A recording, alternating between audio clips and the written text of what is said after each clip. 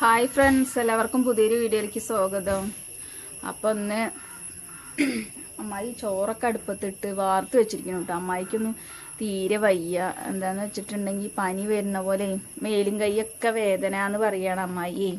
അപ്പം അമ്മായി ഇതാ ചോറൊക്കെ അടുപ്പത്തിട്ട് വാർത്ത് വെച്ചിട്ട് വെള്ളമൊക്കെ അടുപ്പത്ത് വെച്ച് കൊടുത്തു രാവിലെ കേട്ടോ. ചോറൊക്കെ ഇതാ വാർത്ത് വെച്ചിരിക്കണം.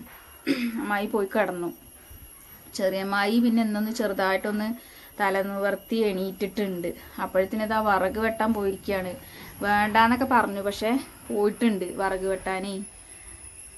അവിടെ ഉണ്ട്, അപ്പുറത്താണ് കേട്ടോ. അപ്പം ഞാനിതാ പയറുപ്പേരിക്കൊക്കെ നുറുക്കി തന്നിട്ടുണ്ടായിരുന്നു അമ്മ. പയറുപ്പേരിയൊക്കെ അടുപ്പത്ത് വെച്ച് അത് റെഡിയാക്കി. ഇനി കറി അടുപ്പത്ത് വെച്ചിട്ടുണ്ട്, കുക്കറിലാണ് അടുപ്പത്ത് വെച്ചിരിക്കുന്നത്. ഇപ്പം അത് നോക്കണം. ഏട്ടനാണെങ്കിൽ തലവേദന ഒരു കുറവില്ല. എല്ലാവരും കിടപ്പില്ല കേട്ടോ, അമ്മയ്ക്കും വയ്യ.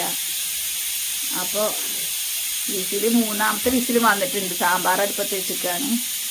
ഇനി അത് നോക്കട്ടെ.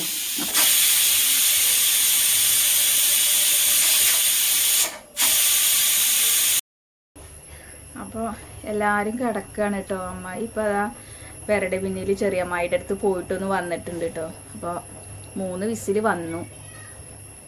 അപ്പം ഞാൻ വെണ്ടയ്ക്ക ഇട്ടിട്ടുണ്ടായിരുന്നില്ല കേട്ടോ. വെണ്ടയ്ക്ക നമ്മൾ വാട്ടിയിട്ട് തന്നെ ഇടുന്നത് സാമ്പാറിൽ. പക്ഷേ നമ്മൾ വിസിലൊക്കെ കയറ്റിപ്പോഴത്തേക്ക് ചിലപ്പോൾ അത് നെയ്യ് പോലെയാവും. അപ്പം ഞാൻ എന്ത് ചെയ്യുമെന്നറിയാം, 2 വിസിലൊക്കെ അടുപ്പിച്ചിട്ട് പിന്നെ കുക്കർ തുറന്നിട്ട് പിന്നെ ഒന്ന് ജസ്റ്റ് തിളപ്പിക്കുക കേട്ടോ. 1-2 പ്രാവശ്യമൊക്കെ വെണ്ടയ്ക്ക ഇട്ട് തിളപ്പിക്കുക ചെയ്യുക.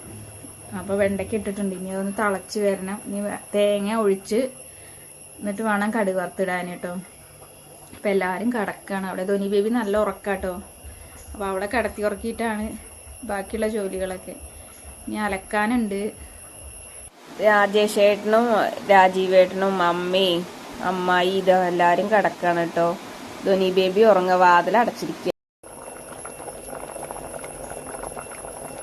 വെണ്ടയ്ക്ക ഞാനിപ്പോൾ ഇട്ടുള്ളൂ. അപ്പം ഇനി 2 തിളക്കിയിട്ട് എന്നൊക്കെ പറഞ്ഞ് വെച്ചിട്ട് പോയത് കേട്ടോ. ഉപ്പേരിയൊക്കെ ആയിരിക്കണം, പയറുപ്പേരി. വാതിലടച്ചാൽ എന്താണെന്നറിയാം, അവൾക്ക് ഇനി ശബ്ദം എന്തെങ്കിലും കേട്ടാൽ ഇനി അവൾ ഉണരണ്ടാന്ന് വിചാരിച്ചിട്ട് ഞാൻ വാതിലടച്ച് ചാരി. കാറ്റും വരികയല്ലേ പുറത്തുനിന്ന്. നല്ല മഴയിട്ട്, ഒരു തോർച്ചയും ഇല്ലാത്ത മഴയായിരുന്നു 2-4 ദിവസമായിട്ട് കേട്ടോ. ഒരു കുറവുമില്ല. അപ്പം എനിക്കും തൊണ്ടവേദനയും വരുന്നുണ്ട്, ചുമയും കഫക്കെട്ടും എല്ലാം ഉണ്ട് കേട്ടോ. ഞാനിപ്പോൾ എപ്പോഴാണ് സൈഡാവുക എന്നൊന്നും പറയാൻ വയ്യ. അപ്പം അങ്ങനെ ഓരോരോ ഇതായിട്ട് കേട്ടോ. അപ്പം ഇത് ഞാൻ 2-3-4 ദിവസം മുന്നേ എടുത്തു വെച്ച വീഡിയോസാണ് കേട്ടത്. അപ്പം എനിക്ക് അപ്ലോഡ് ചെയ്യാൻ പറ്റിയില്ല. അങ്ങനെ എനിക്കും തൊണ്ടവേദനയും പനിയും ജലദോഷവും തണുപ്പ് കയറിയിട്ട് കാലിൽ ഉരുളൊക്കെ കയറി ആകെ പറ്റാതെ ആയിട്ടോ. വീട്ടിലാണ് വെള്ളവും നിറച്ച് വെള്ളാട്ടോ അതിനകത്ത്. എനിക്ക് കാല് കടഞ്ഞിട്ടും ഉരുള് കയറിയിട്ടും തണുപ്പ് കയറി പനിച്ച് പറിച്ചിട്ട് എനിക്ക് കുട്ടിനെയൊന്നും എടുക്കാൻ പോലും വയ്യാത്ത അവസ്ഥ. അങ്ങനെ രാജേഷേട്ടൻ ഹോസ്പിറ്റലിൽ കൊണ്ടുവന്ന് അങ്ങനെ ഇവിടെ വീട്ടിൽ കൊണ്ടുവന്ന് വിട്ടിരിക്കുകയാണ് കേട്ടോ എന്നെ. അപ്പം ഞാനിത് വീട്ടിൽ നിന്ന് വരുന്നതിൻ്റെ അന്നത്തെ വീഡിയോ ആണ് കേട്ടോ ഇത്. ഞാൻ അപ്ലോഡ് ചെയ്യാൻ എനിക്ക് തല നിവർത്തി നിൽക്കാനോ ഒന്ന് കണ്ണ് മിഴിക്കാൻ വയ്യാത്ത അവസ്ഥയായിരുന്നു കേട്ടോ. അതുകൊണ്ട് എനിക്ക് ഒന്നും വീഡിയോ അപ്ലോഡ് ചെയ്യാനോ യൂട്യൂബിൽ അപ്ലോഡ് ചെയ്യാനോ അല്ലെങ്കിൽ ഒന്ന് ഫോണ് നോക്കാനോ ഒന്നിനും പറ്റാത്ത സാഹചര്യം. അതേപോലെ തന്നെ ധോനി ബേബിക്ക് പനി, ജലദോഷം, കഫക്കെട്ട് ഒന്നും വേണ്ട. അവള് വാശി പിടിച്ചിട്ടാണെങ്കിലോ അവളെ പിടിക്കാനും ആരുമില്ല. ഞാൻ ആകെ കെട്ടി കെട്ടു പറഞ്ഞാൽ പോരാ. ഞാൻ ആകെ വിഷമിച്ചു കേട്ടോ. കാരണം എനിക്കും വയ്യ, തല നിവർത്തി ഇരിക്കാനും പനിച്ചിട്ടാണെങ്കിൽ വയ്യ കേട്ടോ. അങ്ങനത്തെ ഒരു സിറ്റുവേഷനിൽ പിന്നെ വേഗം ഹോസ്പിറ്റലിൽ വന്നു. അങ്ങനെ രാജേഷേട്ടൻ പറഞ്ഞു പിന്നെ അവിടെ നിന്നിട്ട് ആരെ കുട്ടീനെ എടുക്കാനും ഇല്ല. ഏട്ടനാണെങ്കിൽ ഓട്ടം പോയാലല്ലേ എന്തെങ്കിലും ഇപ്പം നമുക്ക് ചിലവ് കഴിയാനുള്ളതെങ്കിലും കിട്ടുള്ളൂ. നമ്മൾ വണ്ടി ഓടാതിരുന്ന് എന്താ ചെയ്യുക പറഞ്ഞിട്ട് പിന്നെ ഏട്ടൻ എന്നെ നോക്കി കുട്ടീനെ നോക്കി അവിടെ ഇരുന്നാൽ പറ്റുമോ എന്ന് പറഞ്ഞിട്ട് ഏട്ടൻ എൻ്റെ വീട്ടിൽ കൊണ്ടുവന്ന് വിട്ടു കേട്ടോ. അങ്ങനെ ഞാനും കുട്ടിയൊക്കെ ഇപ്പോൾ എൻ്റെ വീട്ടിലാണ്. അപ്പോൾ ഇവിടെ നിന്ന് വീഡിയോ എടുക്കാനൊന്നും പറ്റിയില്ല. അപ്പം ഞാൻ വരുമ്പോൾ എടുത്തു വെച്ച വീഡിയോ ആണ് കേട്ടോ ഇത്. അപ്പോൾ എല്ലാവരും നമ്മുടെ വീഡിയോ ആദ്യമായിട്ട് കാണുന്നവരൊക്കെ ഉണ്ടെങ്കിൽ സപ്പോർട്ട് ചെയ്യണം. പിന്നെ നമ്മുടെ വയനാട്ടിലെ നമ്മുടെ സഹോദരങ്ങൾക്ക് വേണ്ടി എല്ലാവർക്കും വേണ്ടി പ്രാർത്ഥിക്കണം. ഈശ്വരാ, നമ്മൾ ചില നിമിഷം നമ്മൾ ചിന്തിക്കും നമ്മൾ എത്രയോ ഭാഗ്യവതികളാണ് എന്നൊക്കെ. പക്ഷെ എല്ലാം ഒരു നിമിഷം കൊണ്ട് തകിടം മറിഞ്ഞു പോണ എന്താ പറയുക അവസ്ഥയാണ്. കാരണം ആരും ഒന്നും അല്ല. ഈശ്വരൻ ഒരാൾ വിചാരിച്ച ഒരു നിമിഷം കൊണ്ടെല്ലാം തീർന്നു പോകുന്നതേ ഉള്ളൂ.